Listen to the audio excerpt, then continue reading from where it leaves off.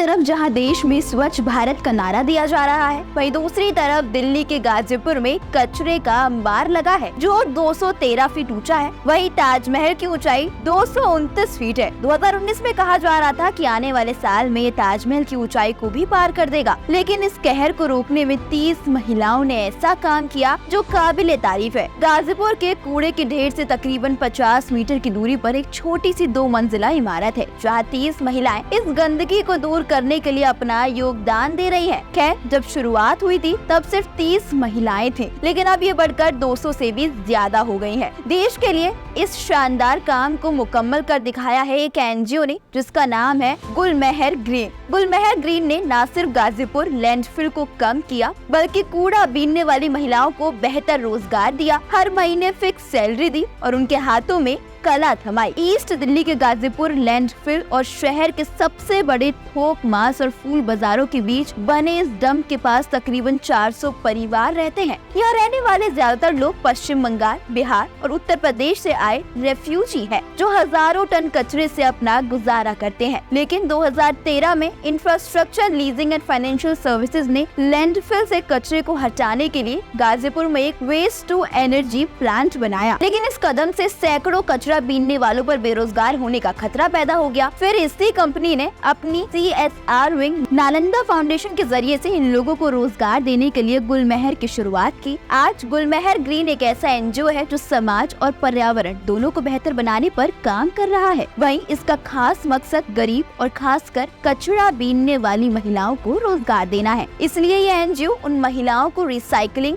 और हैंडक्राफ्ट की कला की ट्रेनिंग दे रहा है। जो पहले कचरा बीनने का काम करती थी, अब ये महिला दोबारा इस्तेमाल में लाए गए कागज से स्टेशनरी, डिजाइनर कपड़े और कई इन्वायरमेंटल फ्रेंडली प्रोडक्ट्स बनाती हैं। चलिए अब हम आपको गुलमहर अब तक की कामयाबी के बारे में बताते हैं। दोस्तों, गुलमहर ग्रीन ने अब तक 200 से ज्यादा महिलाओं के हाथों में कला दी है और रोजगार भी दिया है, जिससे उनकी जिंदगी में बड़ा सुधार हुआ है। इसके साथ ही गुलमहर अर्बन सेक्टर में पेड़ लगाने और हरियाली बढ़ाने के लिए कैंपेन चलाता है। इसके जरिए अर्बन सेक्टर में बंजर जमीन को दोबारा हरा भरा किया जाता है। यह एनजीओ एनवायरमेंटल फ्रेंडली प्रोडक्ट्स बनाता है जो खास तौर से कागज, प्लास्टिक और फूलों को रिसाइकिल करके बनाए जाते हैं। इनमें सजावटी चीजें, बैग और स्टेशनरी शामिल है। इस काम में महिलाएं ज्यादा है, जिससे उनकी स्किल भी डेवलप हो रही है और वो अपने बनाए प्रोडक्ट्स मार्केट में बेचकर आत्मनिर्भर बन रही है। इतना ही नहीं दोस्तों, गुलमहर ग्रीन समय समय पर अवेयरनेस फैलाने के लिए वर्कशॉप और प्रोग्राम ऑर्गेनाइज करता है, जिसमें लोकल कम्युनिटीज,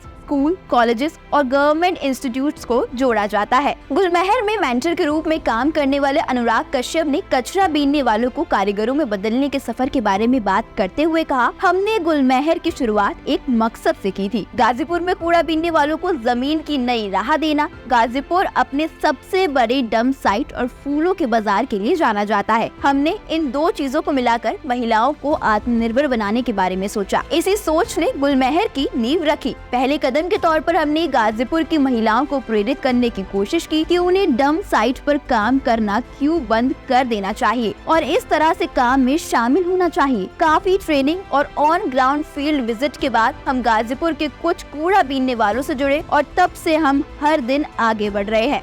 हम इसे कचरे और फूलों का आशीर्वाद कहते हैं। वेल दोस्तों, ये था गुलमहर ग्रीन एनजीओ का इंस्पायर कर देने वाला कदम। ऐसे ही और इंस्पायरिंग स्टोरीज के लिए देखते रहें यूथ आइकन ऑफ इंडिया।